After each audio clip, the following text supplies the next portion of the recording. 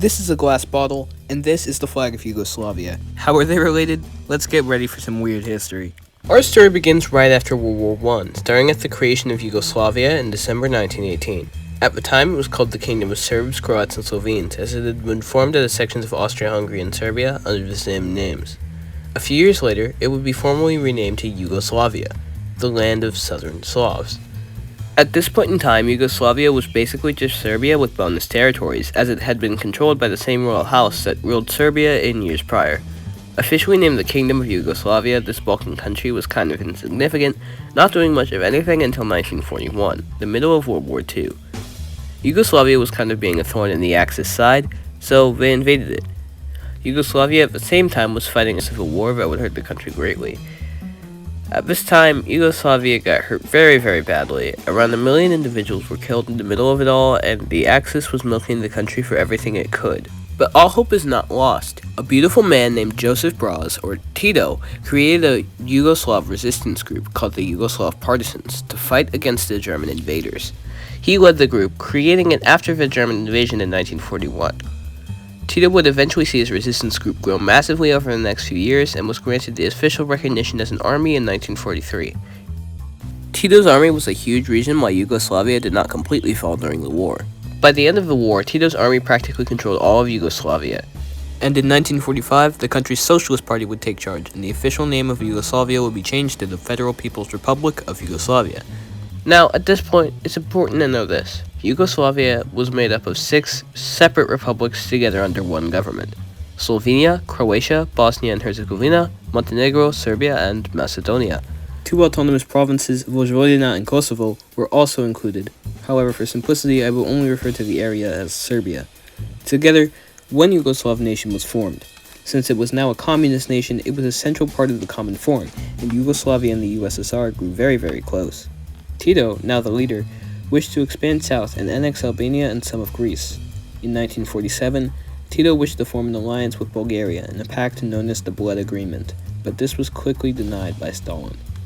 In the following year, Yugoslavia started to drift away from the USSR as quickly as it had allied with them. Soon, Yugoslavia would create its own branch of socialism known as Titoism and rejected Soviet aid. Tito publicly denounced NATO and the Eastern Bloc, making it relatively alone until 1961, where he, among several other countries, started the non-aligned movement. Later, the name of the country was changed to the Socialist Federal Republic of Yugoslavia, where the highest level of autonomy was given to the 6 republics. In the years following, Tito showed his power over the people by ending protest and making compromises. He managed to keep peace throughout his nation even through protests. However, his one major mistake would be ratifying the National Constitution in 1974. He did this due to Croatian Spring, which was a large group of protests which wished to see more Croatian independence. Tito, a Croatian himself, was unable to quash all of the protests and gave in to their demands. However, the ratification of the Constitution caused major tensions within the nation. The autonomy and power some republics held were stronger than others, and Serbians in particular saw the changes as supportive of nationalism, something which was illegal to promote in Yugoslavia. The new constitution took away power from the Serbians and attempted to balance it with the Croats. On top of this, Vojvodina and Kosovo were made autonomous provinces, doubling their power. Due to the mass amounts of Albanians living in Kosovo, Kosovo in particular felt closer to Albania than it did to Serbia or Yugoslavia, and demanded the right to break away from Serbia, creating tensions that still exist to this day. If that weren't enough for Tito, the country then suffered a major economic crisis that would force them to rely on Western economies. Serbia was doing everything they could to reduce Kosovo's authority, and Croatia was fearing that the 1974 ratifications would come undone. The worst came in 1980 when Tito had passed away suddenly. The leader of Serbia tried to take as much power as he could, and by this point, people knew that civil war was on the horizon.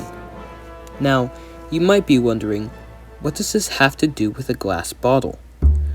I'm going to try to keep this as family-friendly as possible, but here we go. Let me take you to Kosovo, 1985. A Serbian man named Đorđe Martinović was feeling rather bored on this day and decided to get creative with his ideas. Reportedly, he wedged a large stick into the ground, placed an empty beer bottle upside down on top of it, pulled his pants down, squatted, and I think you can figure out the rest. While doing this, though, everything didn't go exactly to plan. The bottle broke inside his anus. He was treated at a hospital in Belgrade. Too embarrassed to admit the truth, he blamed it on two Albanian men, saying, quote, "They don't care who the victim might be, as long as it is a Serb," unquote. Naturally, this exploded all over the Yugoslav press, and hatred for one another exploded. Nationalism, completely taboo in years past, was now on full display, as many were abandoning the Yugoslav state. As a result of all the tension, the Yugoslav War soon broke out, a series of conflicts between the six republics. Before long, Slovenia, Croatia, and North Macedonia officially declared independence from the nation in 1991, Bosnia, and finally Serbia in 1992, declaring an end to the Yugoslav nation. So there you have it.